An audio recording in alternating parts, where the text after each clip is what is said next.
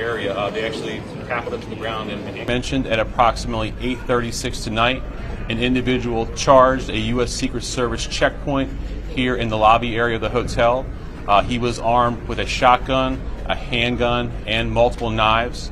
As he ran through that checkpoint, members of law enforcement from the United States Secret Service intercepted that individual.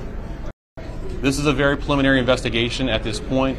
We do know that law enforcement exchanged gunfire with the individual. We do know that a U.S. Secret Service uniformed division officer was struck in his vest. He was transported to a local hospital for treatment. He seems to be in good spirits at this time.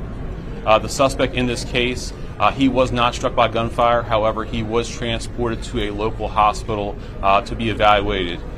Again, we're very early in the investigation. We have members of the United States Secret Service, the Metropolitan Police Department, and the FBI here to continue to investigate this matter.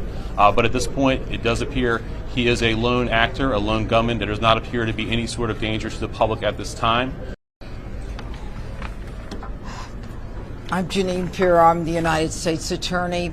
Right now, the defendant is being charged with 2 counts, 924C, using a firearm during a crime of violence, and a second crime under 111, which is assault on a federal officer using a dangerous weapon. That this individual was intent on doing as much harm and as much damage as he could. And thankfully, because of the checkpoint right outside the ballroom, where thousands of people were situated to hear the President of the United States, because that checkpoint worked, there was no one who was injured when it was clear where this defendant was going. As a participant, someone who was in the ballroom, who came this evening to be part of a very lovely event at the White House Correspondents' Dinner, I, for the first time, was in a situation where there were shots fired, shots heard, and a whole room went silent.